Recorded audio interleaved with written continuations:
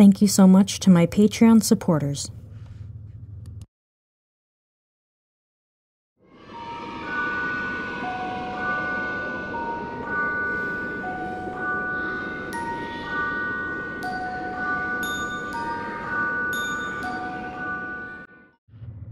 Thank you so much to my Patreon supporters.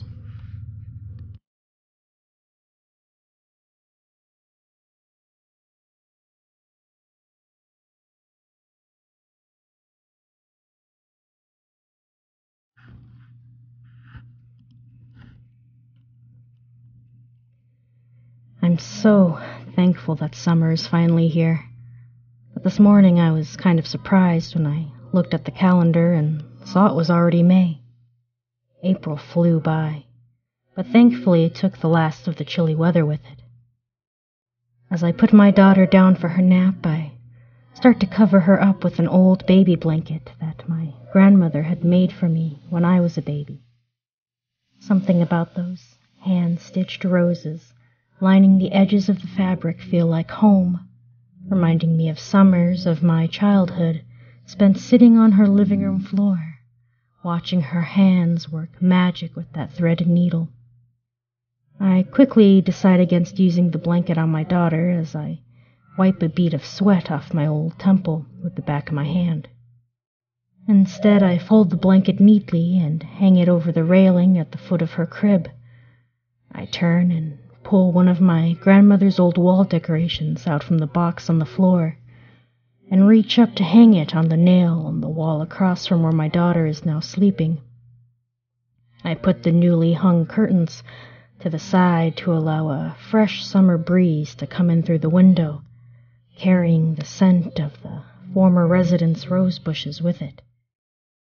While doing this, I noticed the mail lady coming up from the sidewalk.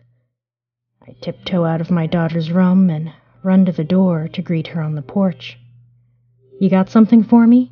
I ask, unable to keep the excitement out of my voice. "Yes, ma'am," she says, handing me a plain-looking envelope. I accidentally snatch the envelope out of her hand and then apologize immediately. "I'm sorry. I'm just a little excited. This is the first piece of mail that I've received at this new address. I just moved in a couple days ago." The mail lady smiles patiently. "I understand. Have a nice day." She turns and walks towards the next house. Feeling like a kid opening their first present on Christmas morning, I start to tear open the envelope, but stop as I notice that my address is scrawled in unfamiliar handwriting on the front. This excites me even more when I realize that my very first piece of mail might actually be a handwritten letter. The "We Just Got a Letter" tune from Blue's Clues pops into my head as I sit down and tear the rest of the envelope off to reveal a few pieces of notebook paper, covered front to back with small handwriting in blue ink. Anxiously, I begin to read. "Hello. You don't know me. Perhaps this is silly, but I feel an obligation to you that I write this. I've been thinking of you a lot for the past couple weeks, and there are some things I think you need to know. If I were you, I would want you to know." I shift uncomfortably on the cement step of my front porch. "I used to live in your house. I grew up there from 1993 until December of 2010. I drive by your house often, seeing as I take the main road to get where I need to go. I suppose in a typical situation, when a person drives by an old place from their past, their automatic instinct would be to turn their head and take a quick glance at the site where they spent so much of their childhood growing up. Well, that's certainly not the case with me. When I drive past 17201, my eyes don't flinch from the road in front of me. However, on the few occasions when I force myself to glance at the house, I immediately feel something staring back at me. Every single time. It's as if the home has a pair of eyes of its own, and they recognize me too. Like I said, there are some things that you need to know. Who would write such a thing, I wonder? And why would they want to make me feel uncomfortable here? In 1990, when my parents and sister, who was roughly a year old at the time, first started moving their stuff into the house, my mom noticed that crucifixes were hanging above every window and doorway inside.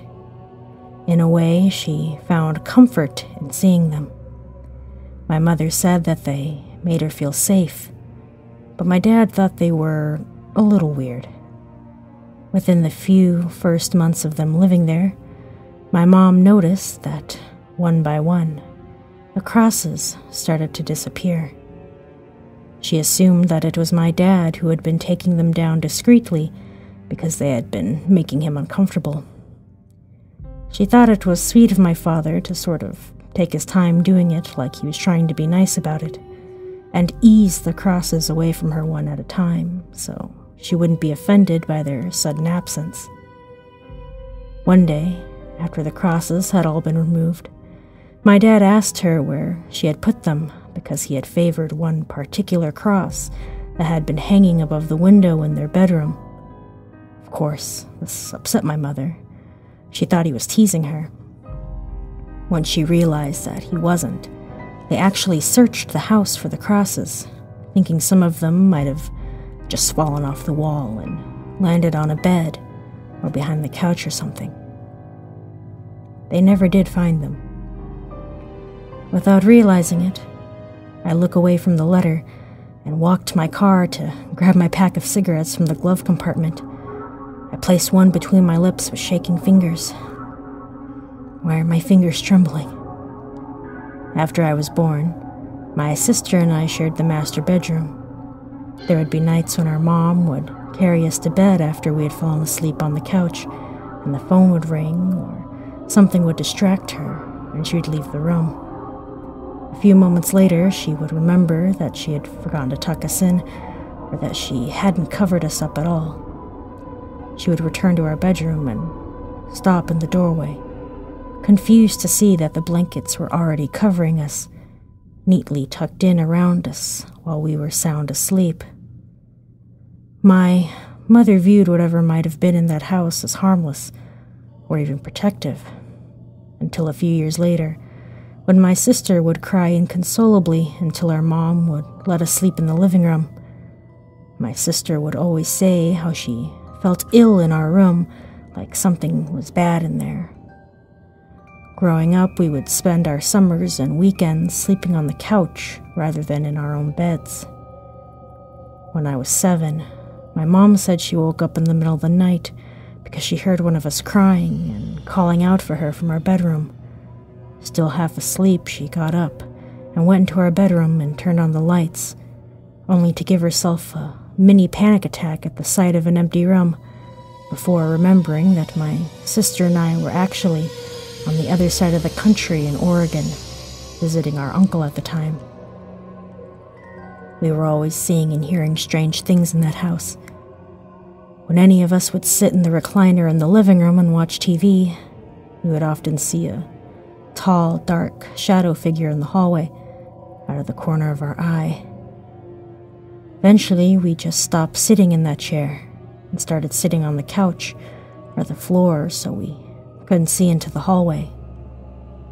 There was a day when we were cooking dinner, and my dad just barged into the kitchen, demanding to know if any of us had just been in the hallway. We all just kind of looked at him like he was crazy. He explained that he had just seen someone walk down the hallway and into our bedroom. He was worried that someone had broken in and had been hiding in the house.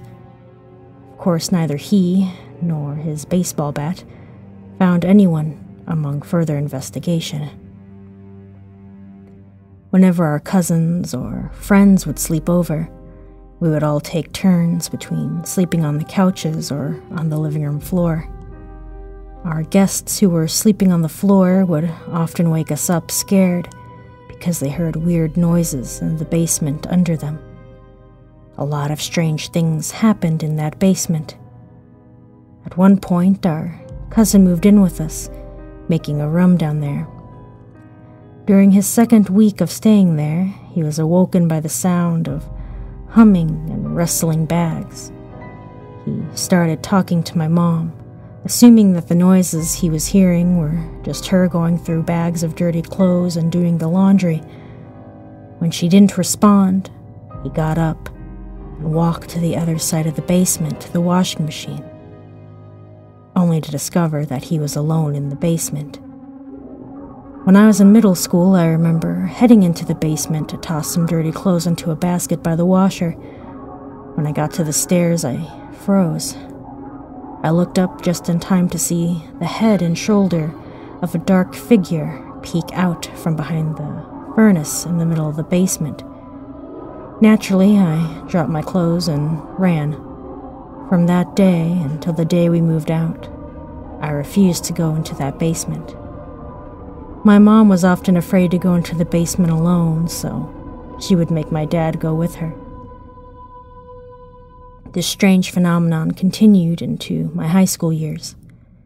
During my junior year of high school, I used to wake up at 5 a.m, an hour before everyone else in the house, so I could have the bathroom to myself to get ready for school. While doing this, I would usually listen to music through my headphones to help wake myself up. One particular morning, when I was getting ready in front of the mirror, I started hearing a strange background noise that I knew wasn't part of the music. I took my headphones out to see where the noise is coming from. At first, I thought the toilet was overflowing, but then I pulled back the shower curtain and discovered that the faucet in the bathtub had been turned on full pressure. Everyone else was asleep, and the knobs in the bathtub were really hard to turn. I struggled to turn the knob with both hands to shut the water off. By the time I finished applying my mascara that morning, I'd convinced myself that it never happened.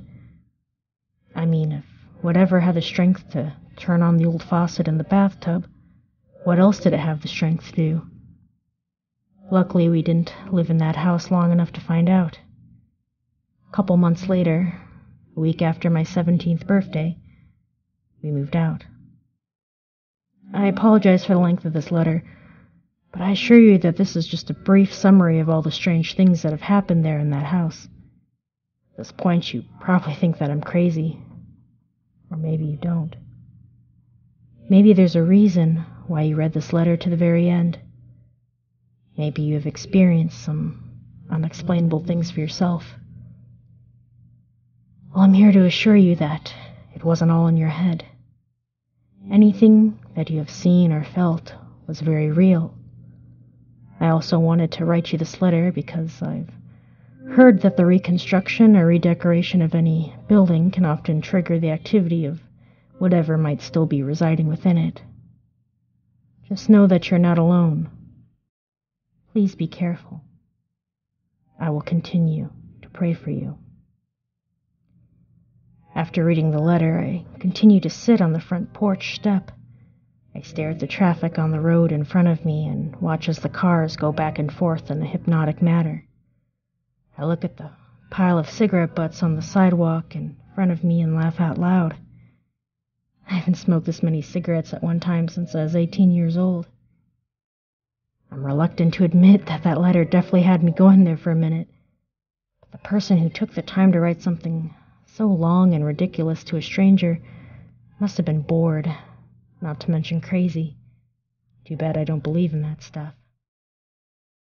I laugh again as I get up and go into the house to grab water out of the fridge. I crumple up the letter and toss it into the trash can underneath the kitchen sink. Just as I head to the living room to sit on the couch, I hear my daughter giggling in her room. "Oh, is she awake already?" I grunt, then head to check on her. In her doorway, I freeze. In her crib, I find my daughter, laughing, cozily tucked in under my grandmother's blanket, and pointing at the wall on the other side of the room. I turn my head to look. The wall is bare. Where did my grandmother's crucifix go?